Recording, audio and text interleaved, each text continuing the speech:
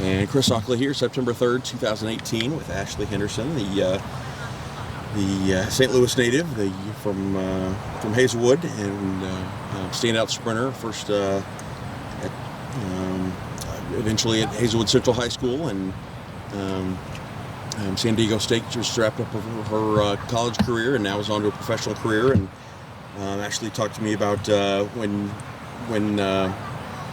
Well, obviously, we had a great backdrop here at the St. Louis University Medical Stadium track facility here, and with the city skyline and the arch behind you. But just talk to me about your beginnings of track and how that got started. Yeah, my beginnings with track, I started running track at 7 years old. My first ever track club I ever participated on was the Royal Knights, so that's when I was 7. And then I've joined from there the St. Louis Express, and then ended my youth career with the St. Louis Storms, and then obviously on to my alma mater, Hazelwood Central and San Diego State.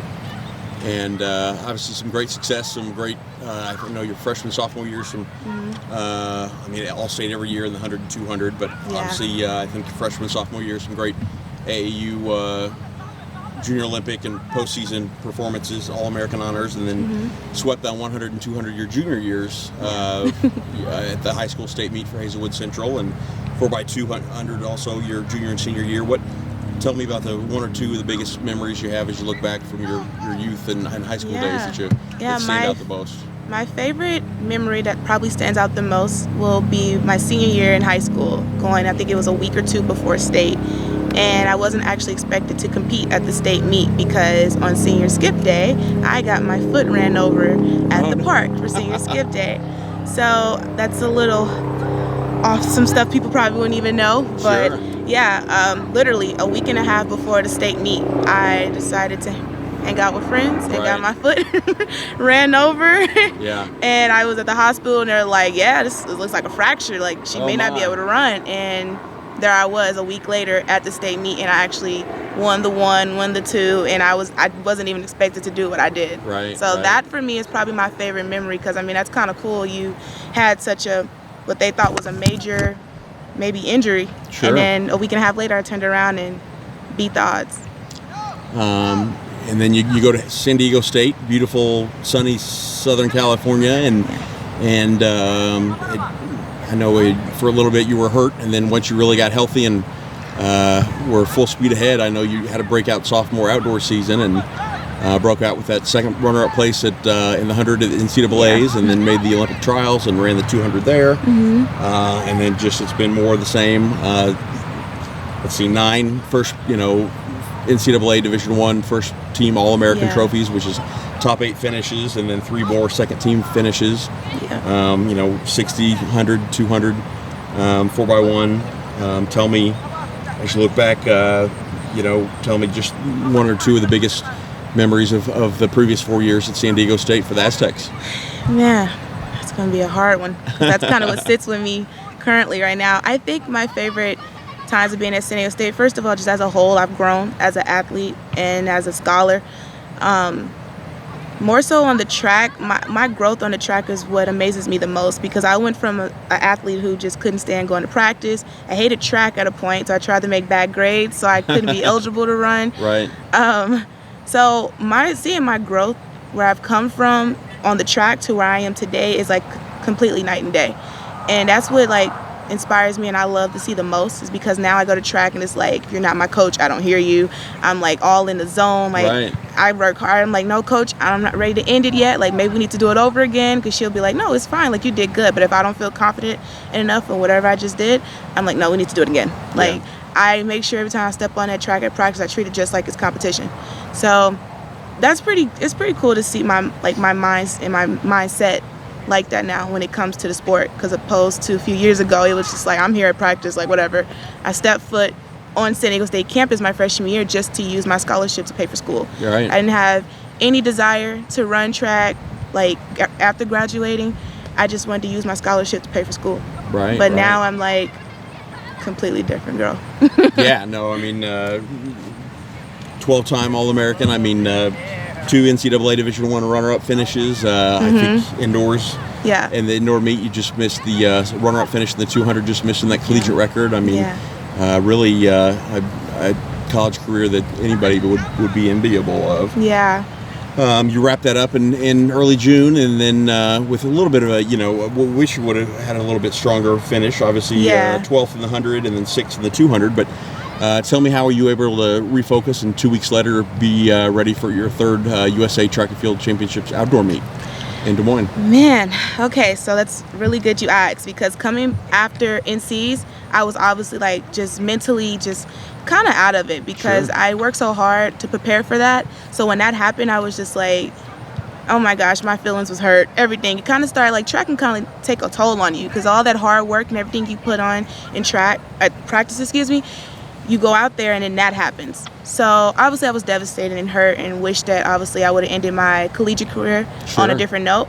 But I didn't let that stop me. Like, I went back to practice. Me and coach, we got in and we was just fixing things that needed to be fixed. And I went out to USA's, and the only thing I could say that was different going into USA's was my mindset. Because opposed to before, I was just like trying to like control the running. I was telling myself, like, your hands need to be like this, and you need to do this, and your foot should be like this out the block. Went into USA's, and all I did was just run. I showed up at the line. I was like, you just go put it out there, Ashley. You don't have to force it. Don't have to press it. Just go run. And just running helped me do well.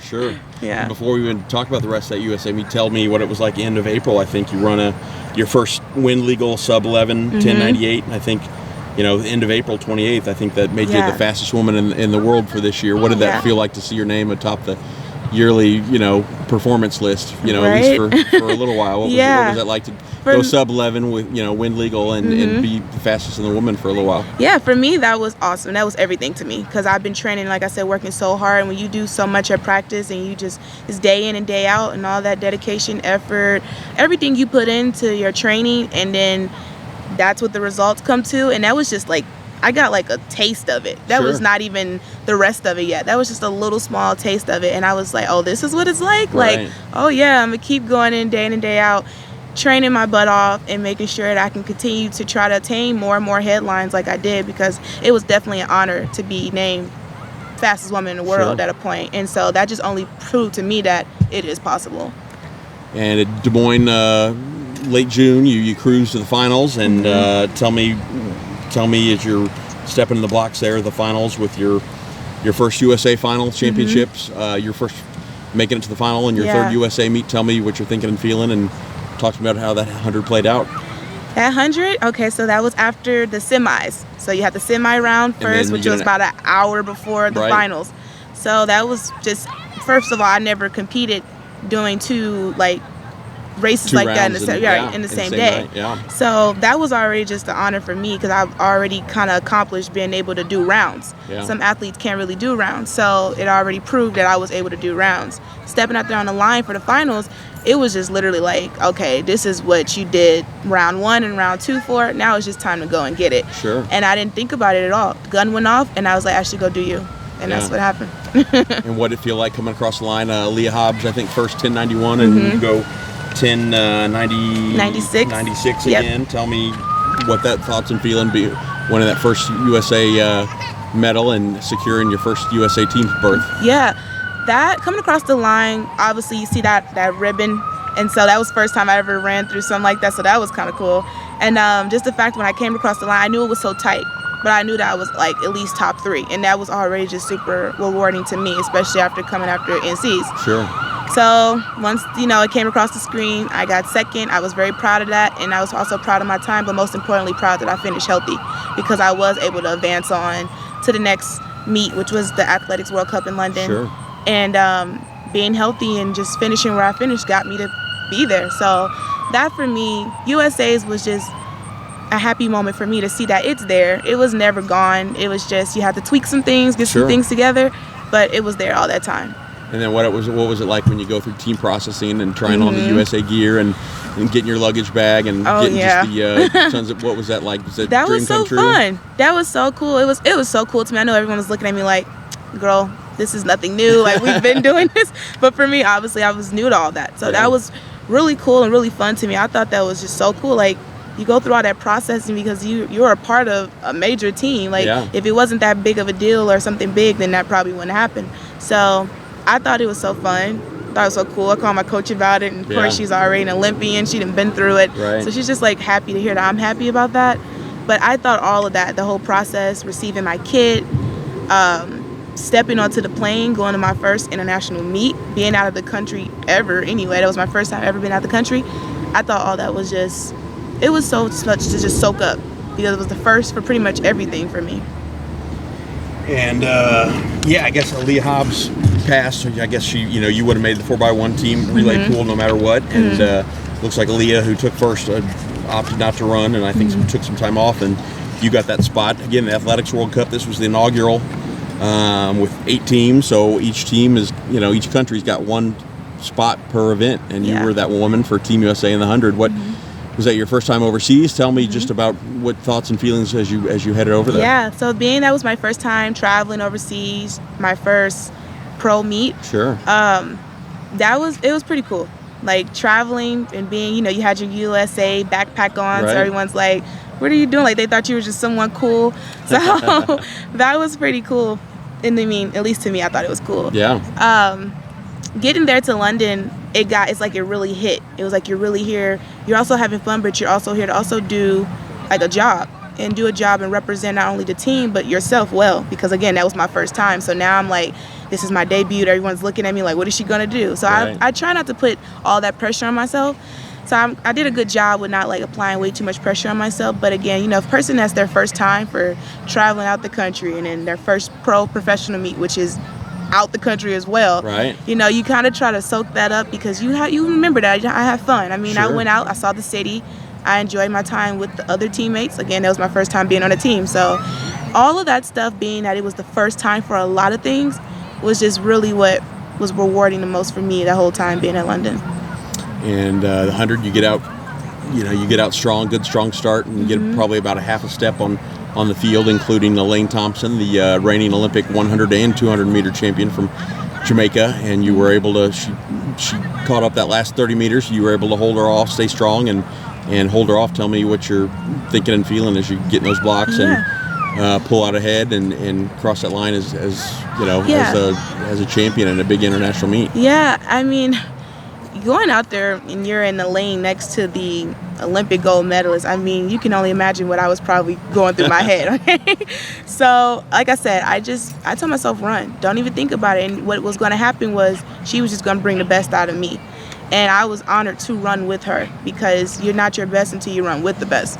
And that's what happened. Yeah. So when the gun went off, again, I just ran. I didn't get too scared because I was running with Elaine. I knew that we was going to run a good race. Sure. And when the gun went off, I was running. I can't even tell you really much out the blocks, but I can tell you those last 30 meters when I did feel Elaine start to come up on me, I kind of, like I said, tried to hold her off, but all I did was don't break form, keep pumping those arms like coach was coaching me before I got to London.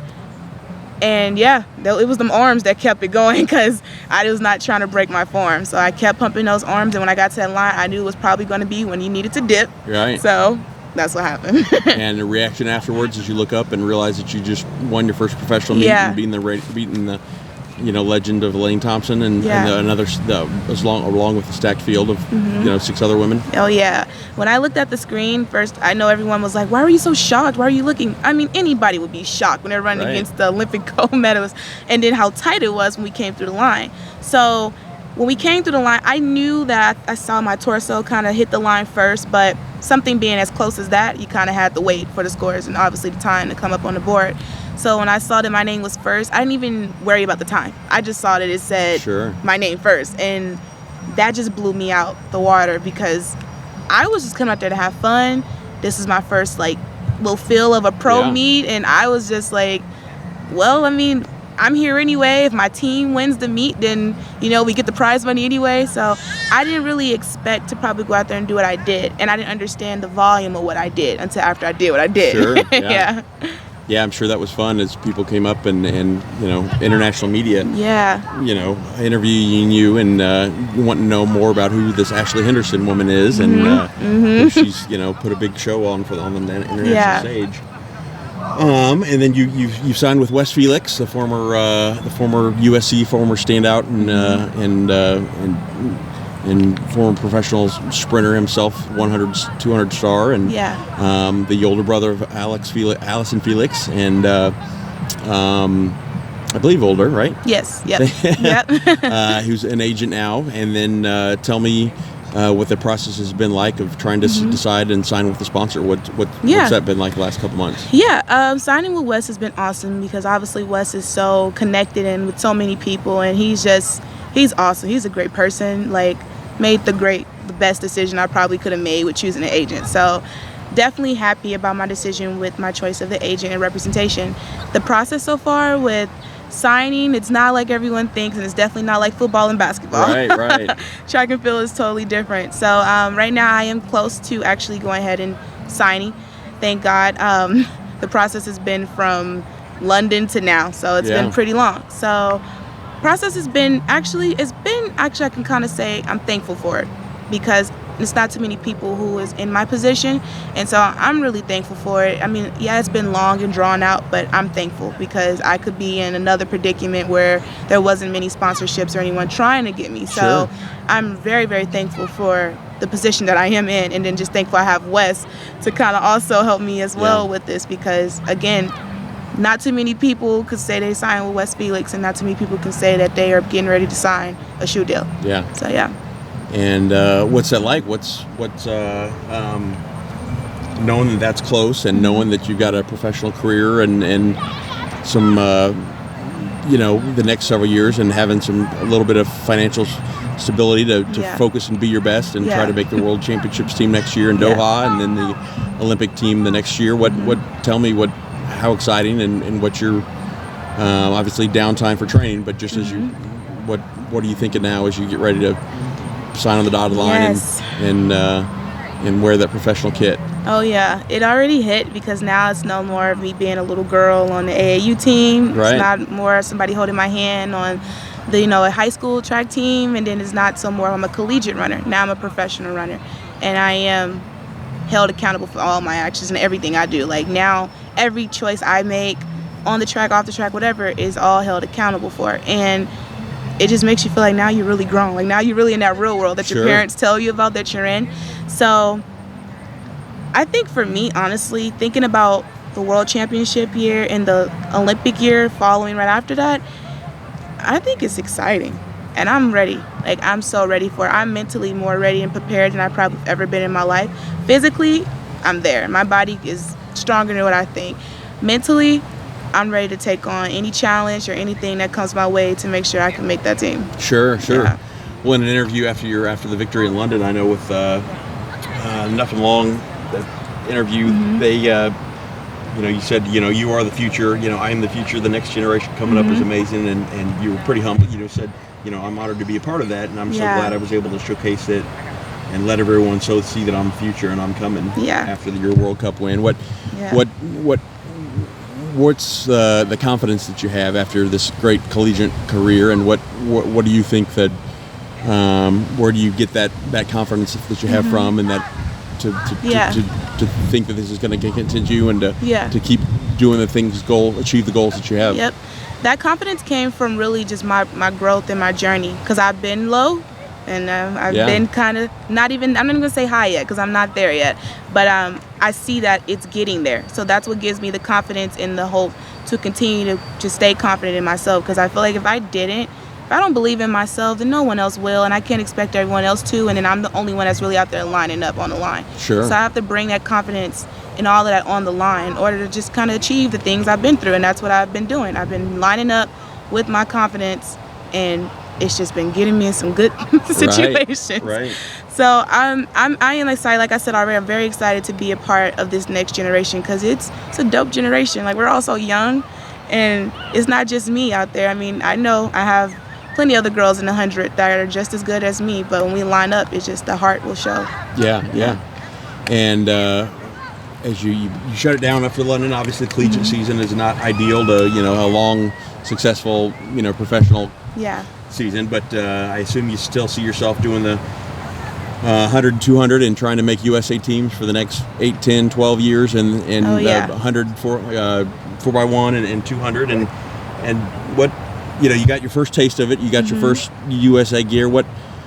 How did that live up to the dream that you've always had, and how much sweeter do you think it would be if you made it on one of those USA podiums and made a World Championships or Olympics team? Oh yeah, honestly, obviously making an Olympic team would have been just hands down the best thing I could have ever achieved. Sure. But I know it'll happen. I already, got a feel and a taste of it during the 2016 Olympic trials. So it shows me I'm only getting closer and closer. Things didn't happen as instantly and as fast as maybe I would have liked it to. It would have been great if I would have made the Olympic team.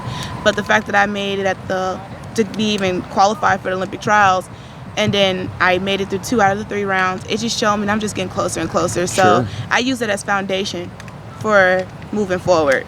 So I did the Olympic trials, I made it through there, and now it's time to make it on to the actual Olympic Games. Right. Yep. Well, tell me about your relationship with Coach Sheila Burrell, your head coach, the former 2-time Olympian heptathlete. Obviously she was your just head coach for several years, and this year also became your event coach. And you said you were going to stay in San Diego and keep training with her. What's the biggest couple things, 1 or 2 things that you've learned from her, and the growth and the success in which you think you can continue to improve with her? Oh man, me and Coach Sheila, I love Coach Burrell. It's great to also, it's really important to have a coach and an athlete relationship, but when you can also have where you guys have such a great relationship, that's just a plus. And so the fact that we have such a great coach and athlete relationship, like we can talk to each other, I can come and talk to her about some things that I may not be feeling, that she may be feeling, and Sure. we can talk, and it just be just a good relationship to have. And that's really important to have as a coach and an athlete. But the fact though that I have her as my coach, and she's already been in the ropes and the hurdles and all that, levels, right? She's already been there. That is what I find is extremely really important about our relationship, because she's somebody I look up to. She's like a mentor to me, and she's already been where I'm trying to go. Right. So the fact that I have her that's coaching me to get to things she's already and got to, and she thinks that I'm probably going to surpass what she's been to, that just motivates me and inspires me more, because I actually have somebody that believes in me, somebody that was there, that already been there where I'm trying to go, that believes in me to go where she's trying to go and even beyond. So I'm extremely grateful for my coach, because ever since my transition with my coaching, this year, obviously, I've had the best collegiate year of my life, mentally. I've obviously on the track, it showed in my performances, and it's been a great role, and it's really all comes down to her, because it's only so much of me I could put out there, but I have a great coach behind me to kind of quarterback this thing. And obviously, when you get this far in life and this much success, there's more than just you and a coach. There's training partners, teammates, and also family. Tell me, takes a a lot of your family was able to make it out to London. Tell me about family that's here today, and your family support system that's been through with you through the highs and the lows, and how important that is. Oh yes, let me tell you, it takes a village. It takes a village. My mom, she can tell you all the calls I've given her over the years when I'm literally about to go out and compete. I'm like, Mom, I just need you. We'll do a quick prayer. My mom has been down with me since I was 7. Yeah. Every meet, we've traveled throughout the country doing some AAU meets, and she's been traveling right along with me. So my mom has always been my biggest fan, my biggest supporter. My family as a whole, though, I'm really thankful for my family support, because I've had my family, like you said, come out to London. That's not cheap, Sure, right. They're traveling to London, they're traveling all across the world, all across the country to see me. My family's been up to Oregon every 4 years, and 3 years, I've been there. Indoor, NCs, my family has been just so supportive. And even at a track practice, if a day didn't go right, I'm on the phone with my family, using them to kind of just boost my spirits, and they have been extremely crucial to my success. Well, what are the goals next? What's I know you've been back in St. Louis for a while, and I'm sure you'll head back to San Diego at some part to continue your conditioning, and then load up and get ready for however much of an indoor season you decide you want. But tell me what are your goals? What's this year, next year? What 8 or 10 years? What's how good do you feel about where this this running thing is going? Yeah, I feel good here and after. I definitely I'm ready to just train, stay healthy.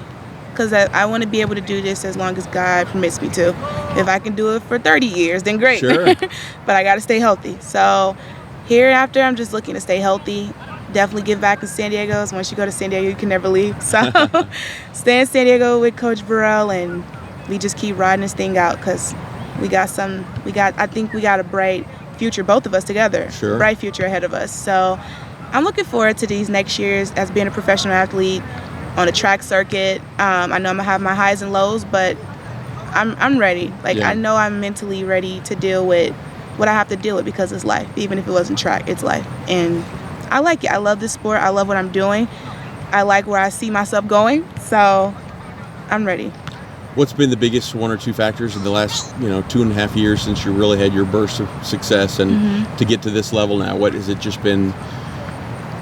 Just gradual maturity, or has it just been physical maturity and growth as your time? Once you've stayed healthy and you continue the work, this is where you were always going to get. What's been one of the two of the big things that have gotten you where you have these last few years? Definitely maturity. Definitely, because the maturity played out with my mental, because if I didn't take it serious, it was mentally like, well, I'm not taking it serious today, oh well.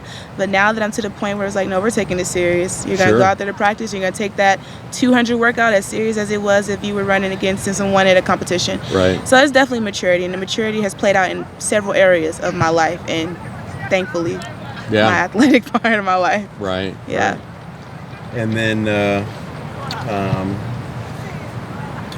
and how much of this have you, because you said, even at some points in high school, I was just kind of ready to be done and let's fail class so we won't be eligible. But how much has your love of the sport grown, and has that grown in the same way that your success has? I mean, if you were quoted again after London saying your goals are keep running fast while having fun. How much of the fun part has been integral to the success? It's been fun as a whole, because even when I was at my lows, it was still fun, because it's fun now that I look back at it, because if I didn't have that, then I couldn't say anything was fun. Sure. Because the lows have helped me get to the highs, and the lows have helped me become as more successful as I continue to run.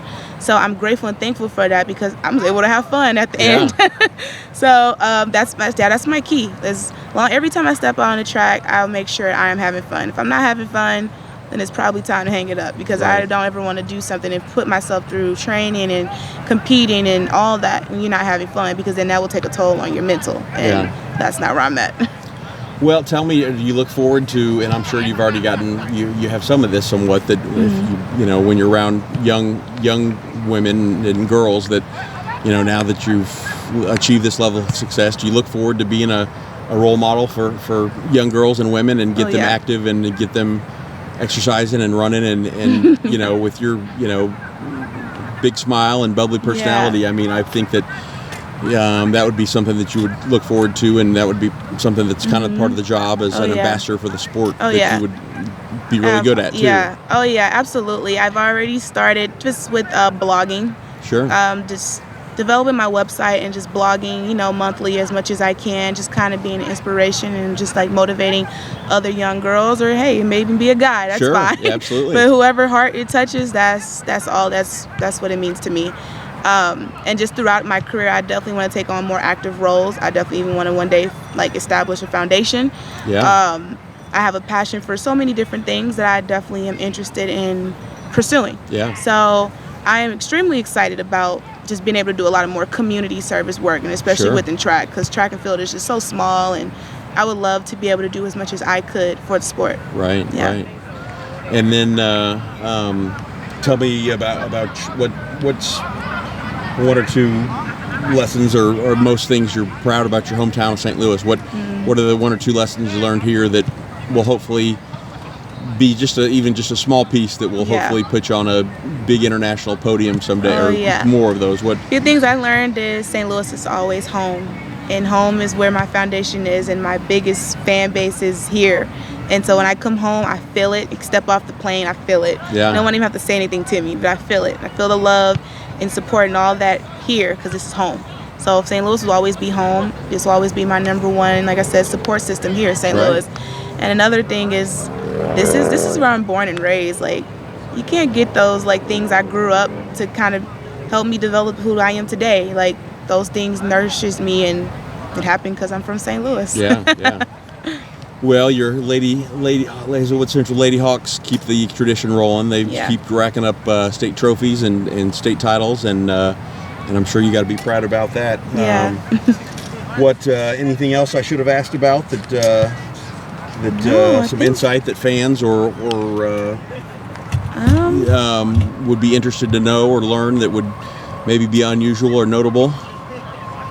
Tell me about your communications degree from San Diego State. What was one or two of your favorite classes, and just kind of maybe one or two of the most eye-opening things that you learned that goes on in that industry that people in everyday life maybe not realize or something like that. It wasn't part of my communication major, but when I was taking my prereqs, I took oceanography. Oh, okay. And that was my favorite class there. I mean, I learned so much about plate tectonics and like the fault lines and all that. I thought that was pretty cool and interesting. So that was probably my favorite class in college. And just being a communication major or having that degree, for me, I enjoyed it. I loved everything about it. I think I talked pretty well, and so it was kind of no-brainer that I thought I had passion for one and pursue to get my communications degree.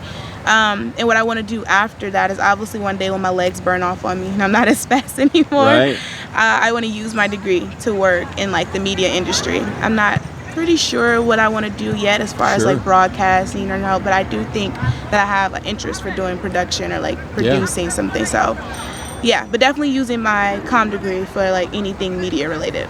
Yep.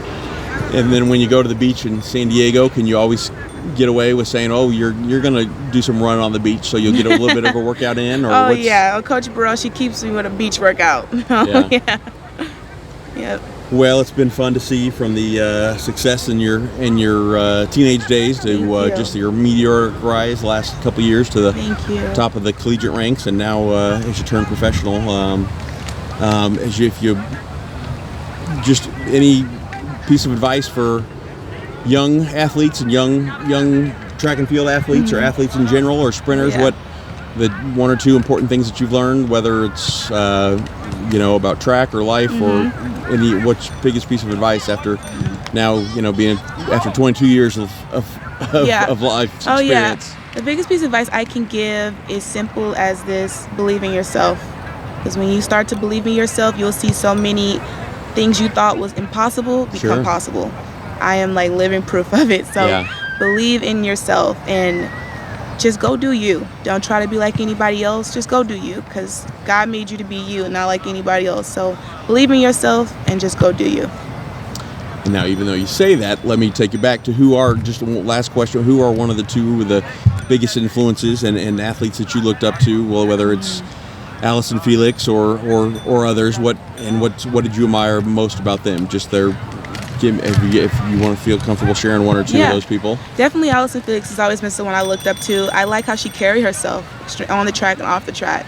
And I think off the track is just important as on the track. And so Alison Felix has definitely been my number one person I've looked up to all my life and still to this day. And I would say secondly would probably be my mom. Because my mom is just, she just never ceases to amaze me. So my mom is just another woman I look up to, and she's not even in the track or sports world. Sure. But that gives you just different perspective of life, of how someone could be so hard just not even in sports, and then someone could be so hard and driven also in sports. So you got a sport-related person that I look up to extremely, and my mom, because those two women are just so they're so driven. And you got one, like I said, that's in the sport world, and you got one that's not. So yeah. Have you had the chance to meet Alison? Obviously, you signed with her brother Wes, but at USA's maybe last year or the Olympic trials 2 years ago, have you had the chance to meet her yet, or is that still on the? That's upcoming soon? Oh yeah, I'm pretty sure, especially with some of the things that Wes has plans for everybody as a whole. Yeah. I'm pretty sure I will meet Alison. Hopefully, I won't act too much like a fan. But I have not actually met her personally yet. Sure. No, I've seen her plenty of meets, but not personally. Yeah.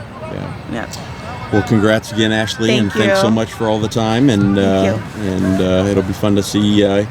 Eagerly await your announcement with your sponsorship signing here soon, and then we'll see how. Excited to see how things go in 2019. Thank you so much. All right, appreciate it. Thank you.